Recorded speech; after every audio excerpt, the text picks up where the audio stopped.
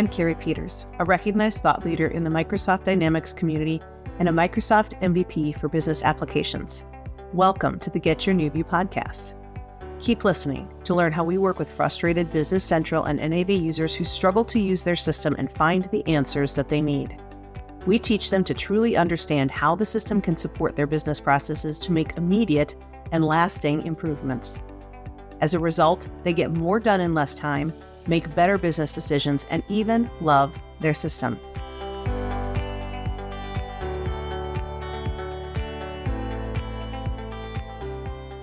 Hey, Cari. Hey, Cynthia.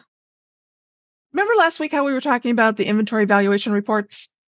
I do, yes, because you had a customer that was kind of getting ready to do their year-end inventory, right? Yep, exactly. Well, I wanted to share with you because I think you know this, but she called me up in a panic because she had negative inventory value and zero quantity on hand and was like absolutely flabbergasted. Like, how can that even happen? Yikes, that doesn't sound good. No, it's not. And it's because in their business process, they were allowing inventory to go negative. Okay, so they hadn't turned on that little setting in the inventory setup to prevent negative inventory. Did they know about that setting? No, they didn't. And I was talking to her and it was kind of like, well, why are we doing this in the first place? So she kind of explained why she thought it needed to happen. And we kind of got around that situation and said, well, no, that shouldn't need to happen. We need to change your business process a little bit.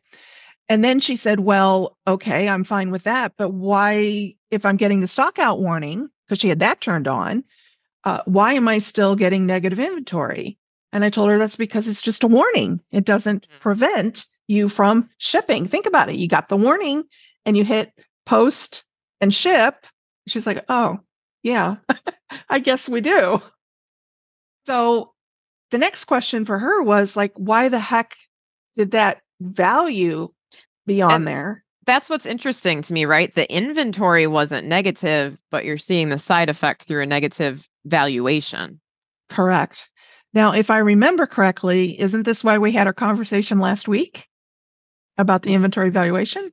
Yes, we did. And it's interesting too, because some companies might not catch that. They might just see, oh, there's zero, quantity on hand, but they might not catch that there's still an inventory value, whether it's negative or positive. Yeah, so I think the negative made it stick out, because of definitely. Yeah, exactly. So this reminds me of something that I ran into as well. And it was a whole big mess. I'll try to keep it short, but someone also called me in a panic because, that tends to happen. We get those calls. Yep. And they also had allow negative inventory on, or they didn't have prevent negative inventory turned off because they didn't know about that setting. And kind of their process was to acquire items through an item journal so that they could sell it. This is a whole nother conversation for a different podcast of different item types and what we had them do differently. But their issue was that their costing was all messed up as well because they went into negative inventory. So now when they, acquired 5, even if inventory was negative 10, the system tried to satisfy those earlier orders. And it just kind of all messed up their costing. Things, kind of weren't going in and out right. So it was because they went into negative that we saw that effect after. And they didn't notice that they went into negative. It was that side effect of after. Goes back to process, right? It's not necessarily just a setting for prevent negative inventory, but it's about what process you use, what type of items you're using.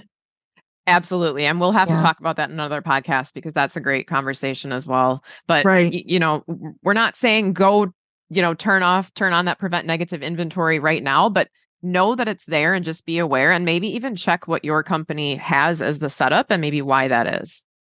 Well, and there's a lot to consider. So if you think you can handle us for more than 5 minutes, we have a lot more to share. Go to learndynamics.com for some on-demand training courses. Did your team ever really get good training to understand how to use your business software?